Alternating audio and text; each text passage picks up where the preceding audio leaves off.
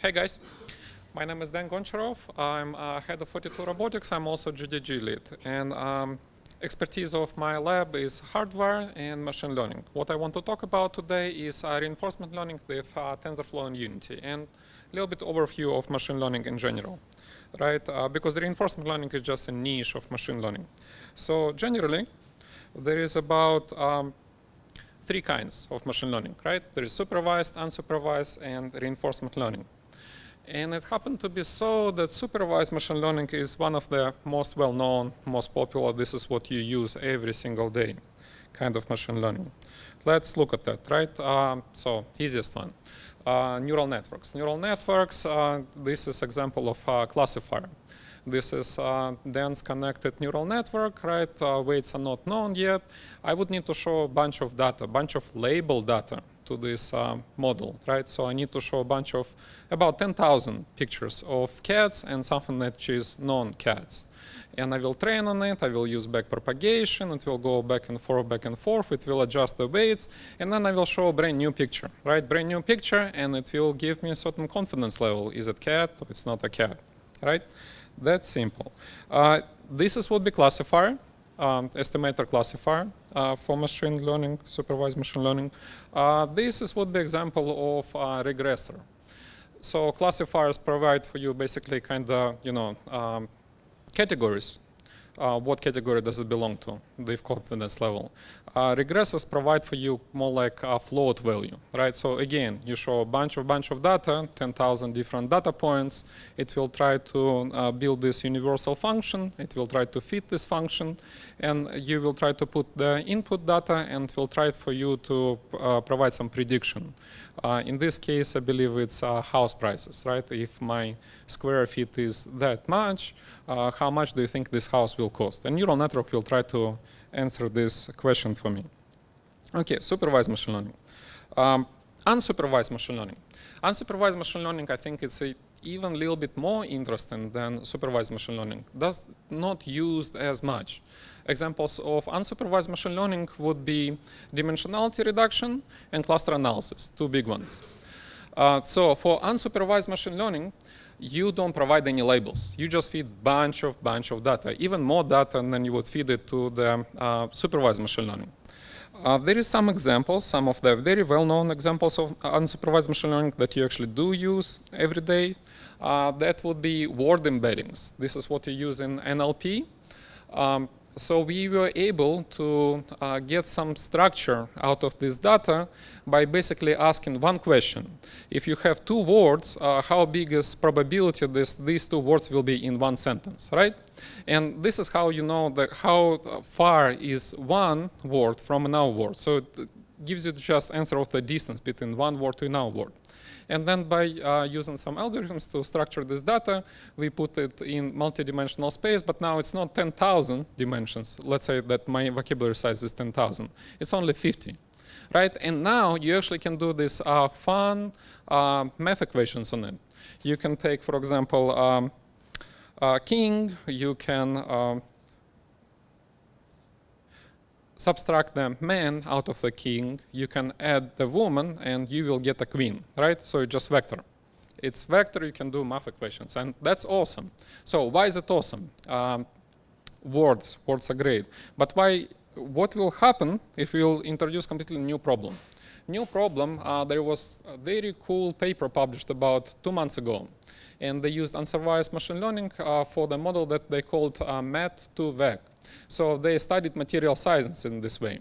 Very simple. They just took, all the abstracts from Nature magazine for like last 50 years, and they fed it in. Okay, they fed it in, and interesting finding that it was able to did some discovery in the material science even before human did it. Okay, just by looking at this latent space, looking in this. Probabilities of one things would be next to another used in the same sentences, right? That's simple, and it's that powerful. Okay, great. Now, getting to reinforcement learning. What do we need for reinforcement learning? For reinforcement learning, first of all, we need environment. Second, we need the agent. And we need rewards. We need action space and rewards. Right, so this is very general description of reinforcement learning. Let's look at some of the examples. What is action space? What is reward? What is environment? Some of them are very well known, computer games. They're natural candidates for reinforcement learning. So you have your environment. Environment is the game. You have your observation. Observation, it's pixels that you see on a screen, right? And you have your actions. Actions is you using your keyboard, left and right movement. This is how you control this small paddle. And there is rewards. Then you hit the block, you get this +1. Then you loosen the ball, you get your negative score. And that's all it needs, right? So it goes through these steps and get rewards either plus or minus. Breakout game. Another example would be Doom, right? Doom, there again you use your keyboard, your action space would be left, right, forward, backwards, jump, fire. But interesting in this game that your observation space is partial. You don't see whole environment. You don't know what's behind the corner. So your agent actually need to have some internal states to keep track what's going on in this game. It needs to have memory of the things that's going on in this game. Okay. Another example, something that's well known is locomotion behavior, developed by DeepMind here. Here you, again, need a simulator that provides the physics engine for you. So difference about this particular example that your action space is not discrete. It's not just, press left, press right. It's actually angles, on these joints that you need to provide a different time. So it's a continuous space. This is what makes it harder. Okay, another awesome, cool example is natural architecture search with reinforcement learning. It was done by Google Brain team, I believe in 2017, 2016. This is what NAS models are based on. So machine learning, right? If I'm building CNN, convolutional neural networks, there are so many parameters. There are so many levels, layers. Each layer can has its own description. Like, for example, how big size of my kernel, right? What's my stride? How many of these kernels to make, how many of these layers to do, how deep it is, and so forth. And before that, people were doing it basically, try and fail approach. I will try this network, and it will give me some intuition. Maybe it's good, maybe it's bad. But since, it's that simple, why don't we use machine learning for machine learning? So what these people did, they basically create this controller, RNN, and this controller was creating these new topologies. And then they measure these topologies, and accuracy of these new networks that were made is basically your reward. And that's example of reinforcement learning, how we use reinforcement learning to find topologies for the convolutional neural network. And the results were great. They actually were able to beat the state of the art at the moment. Then they published it. Okay, so that's some examples of reinforcement learning. And here there's another example, completely different example, and I would argue that this is also a good scenario for reinforcement learning. This is just Photoshop, right? Photoshop, and I can use my keyboard and mouse, right? I can, draw this button a little bit bigger, a little bit smaller. I can, move it around. I might change the color. That's my action space, right? My observation is what I see on the screen. That's what my reward. My reward, if I would be a freelancer, how much would I get paid at the end of the month, right? That's simple. So I would argue that reinforcement learning is a very powerful concept. There is only one huge problem with that, the Photoshop editor as reinforcement learning. First of all, my reward here is very, very sparse. I'm getting paid all the way at the end of the month. I'm not getting this feedback for each single action. Did I do good? Did I do bad? And so forth. That's one problem. Second problem, that I don't really have a simulator. I cannot run it 1 million times. My client probably will quit me after a third try, not after a million try, right? So that's a second problem. But these problems are solvable. And let's look how can we approach it. Okay, great. Now let's talk about reinforcement learning. Reinforcement learning and what kind of different approaches in reinforcement learning. First of all, there is vanilla Model 3 reinforcement learning, and there is model-based reinforcement learning. Model 3 reinforcement learning knows nothing about underlying mechanism. Model-based reinforcement learning actually try to learn the model or model being given to them, like AlphaGo example. For Model 3 reinforcement learning, there is on-policy and off-policy methods, which will be policy optimization and Q-learning. And I will go, yep. So reinforcement learning based on Markov decision process. So there is states, actions, and rewards. And sometimes actions can, they're not defined. There is a certain chance that after taking this action, I will get in this state or other state. Okay, great. So this is some illustration for the policy gradient for deep learning example, where I build the network, neural network, and I run it on my observations on my environment, and eventually it gets better, better, and better, and the policy that it produces, provides better result, better expected returns. This is example of deep Q learning network. Very similar, but there is a big difference. Here, I'm doing actually on policy, and here I'm doing off policy. What's the difference between on policy and off policy? On policy, that means that I have to have access to my environment. I train and I use my environment at the same time. I cannot, separate these two actions.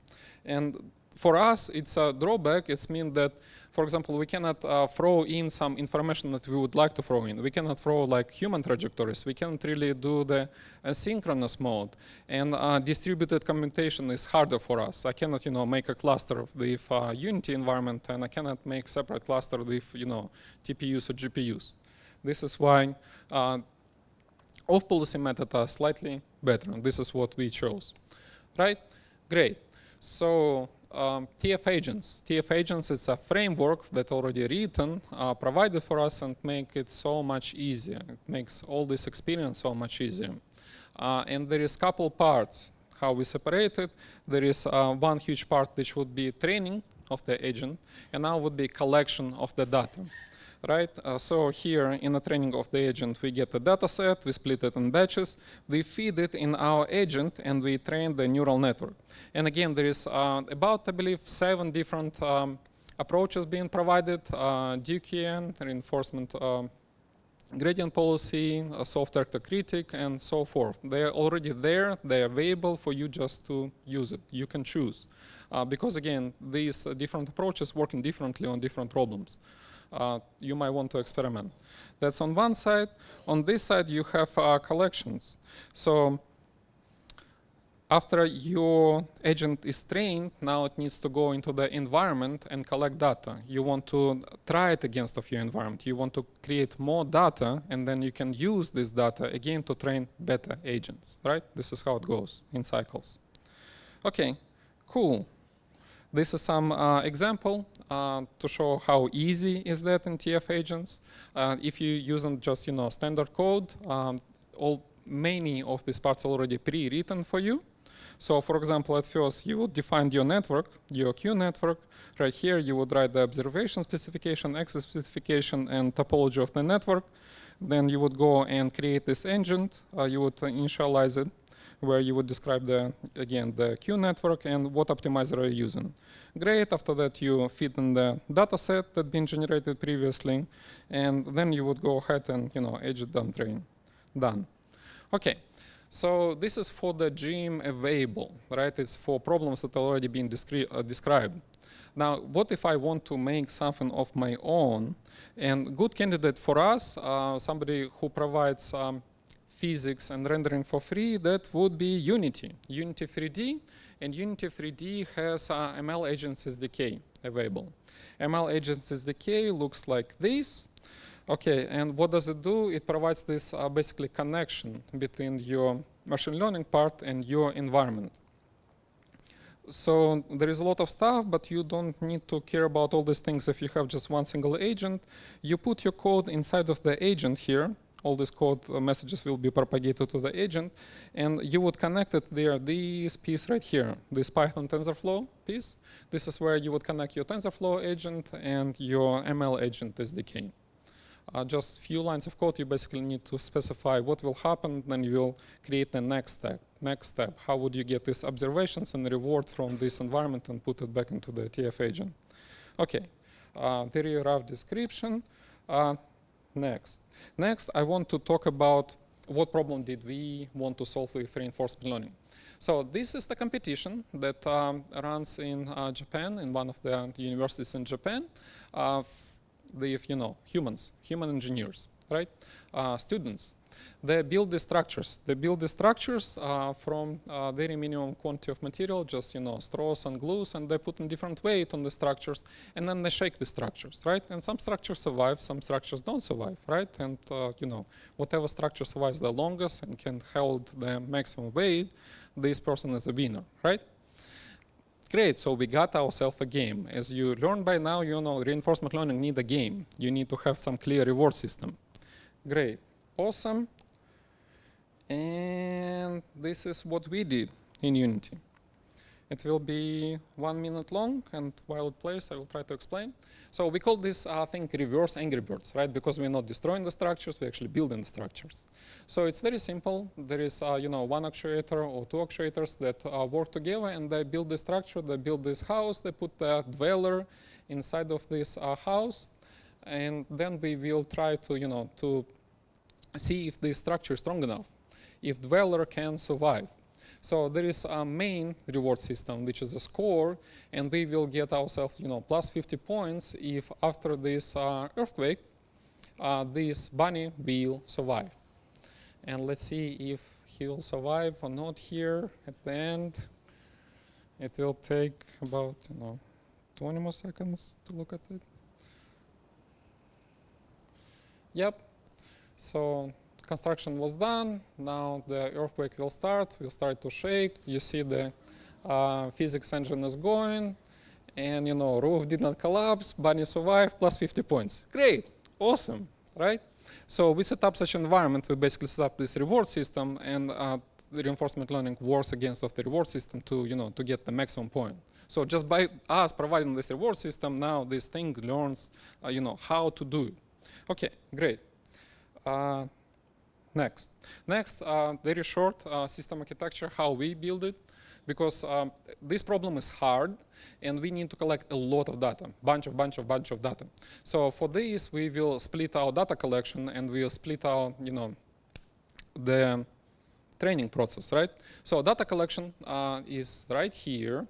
So this would be Kubernetes, Docker, and Unity, right? We would run these environments in parallel on a cluster, fully orchestrated by Kubernetes. Now, there is a guy in the middle. This would be BigQuery. This is where we put our observations and rewards, our trajectories.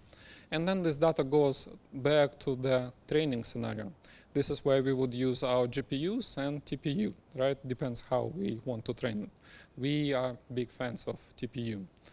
Okay, after it's been trained, this model is trained, and these weights are going to the Google storage right here, and then Kubernetes picks up, whatever latest models are, loads up these agents, and these agents again act on this environment to create more data, right? That's simple. So this is my system overview, system architecture. Now let's talk about disadvantage of reinforcement learning. What is the problem with reinforcement learning? Why can't we use it everywhere? One of the problems, it's one of my Molrodels, Jan LeCun, that's his statement, that there is difference. There is difference how humans learn and how reinforcement learn. You don't have to, die 40,000 times in order to learn how to drive the car, right? We already understand how, gravity works and so forth. Reinforcement learning have to do that. It doesn't have prior knowledge. Reinforcement learning, at least vanilla reinforcement learning, doesn't have model inside of the physics, inside of this knowledge base, right? So that being said, and there was awesome paper. There was great paper. It was called Investigating Human Priors for Playing Video Games, and they did very simple experiment. At first, they let humans to play the game, like this one, right? And humans did fine. You see the ladder, you get on the ladder, you go higher. You see the monster, you don't step on the monster. You see the spike, you don't step on the spike, right? You see the key all the way at the end, you pick up the key. Then you see the door, probably you need to go to the door. Awesome, great. Now, what if we will take every single texture and we will switch it for something else? Now it's almost impossible to play, right? So they ran some statistics. It takes at least 10 times longer for humans to explore the space, and then they don't have prior knowledge. But this is what your, reinforcement learning, this is what your model sees. it has no idea how door is supposed to look like. It has no idea how the ladder is supposed to look like. It needs to try all these different things, right? And it gets even worse if we will switch the physics laws around, right? Now you go up instead of going down. But again, the reinforcement learning doesn't know all these things. We know that by our life, being 20 years old, 30, and so forth. Okay, great. So how can we solve it? And there is few things that we can do. There is shaping the rewards, curriculum learning, and there is imitation learning, right? So let's go through it step by step. Okay, imitation learning, behavior cloning, interactive IL. So guys, again, we live in society. We have school, right? Somebody taught us things. You had somebody else who taught you what's right, what's wrong. They tell you the answers. This is kind of behavior cloning. You look at somebody and you're trying to clone their behavior to get to the goal.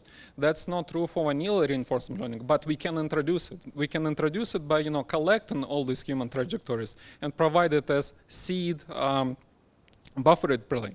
So this is kind of fragile though, because behavior cloning doesn't provide for you ways how to, if you're already in trouble, how to get outside of the trouble. Because usually you stay on the trajectory and all your moves are right moves, okay? For that, there is next version, which will be interactive IL. It's similar to how people, driving the Tesla car, right? You driving with autopilot, but if there is a problem, then you grab the wheel, right? You making a small correction. And this will be iterative imitation learning. Okay, great. That's one, power up, what we can do to make it more sample efficient. And now one is sparse reward system versus dense reward system. So here we go, there is a maze, right? There is my bunny, there is my carrot, and now I need to go through all these maze. Kind of hard, right? But what if I will put some breadcrumbs, right? This is the stars. What if I will put secondary reward system? And I will get not full point, but I will get like, let's say, 0.1 point, right? 1/10 of the point. Now I will make this process much easier. I will make it much easier. It would be easier for my model to converge. Would be reward shaping. And in our case, what we did, we introduced the secondary blueprint system, secondary reward system, which we call blueprints. Do you see, at first we just put this one block here. It's like kind of like ghost version of it. And that's all it does. Robot just learns to pick up this block and drop it at this position. Very simple. It doesn't build whole house, right? It just picks up one block, the concept how to pick up one block. Then there would be 2 blocks, then there would be 3 blocks, then there would be something that resembles a house. So we build a secondary reward system. It helps greatly. It would be curriculum learning. Now, great. And this is how it will work the initial policy. So this robot is dumb. It knows nothing. It's basically random walk, right? And it cannot accomplish anything. No, it cannot. It's the very beginning of the training. But after we let it train for a few days, now it's get better. And please notice that we also introduced the second actor there. That's supposed to help the first one. And yep, 23 minutes. Good. Yep, here we go. House build. Great. Now, why RL is important? Let's look at some examples. Telerobotics. Telerobotics, and I'm controlling some, drones. I'm creating so much data in between. Telerobotics, that's another interesting company right here. It's called Starsky.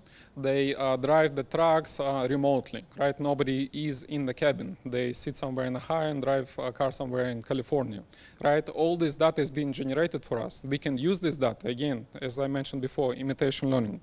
There is another example, robot-assisted surgery. Do you see this Da Vinci robot, the very famous Da Vinci robot provides the surgery on a grape, right? Able to stitch the grape. Awesome, and this is how it works, that there is a surgeon right here, there is a robot right here, and this is how a surgeon, provides this operation. Surgeon doesn't put hands inside of the human, so incision is minimum, but there is a problem. If somebody needs the surgery, let's say in Africa, your latency is huge. It's, 1,000 milliseconds. You won't be able to do it.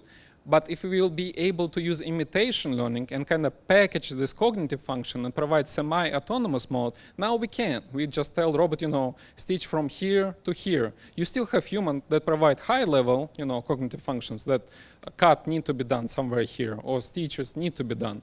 But rest of the stuff we can put it together as machine learning model. Okay, great. So almost done, 24 minutes.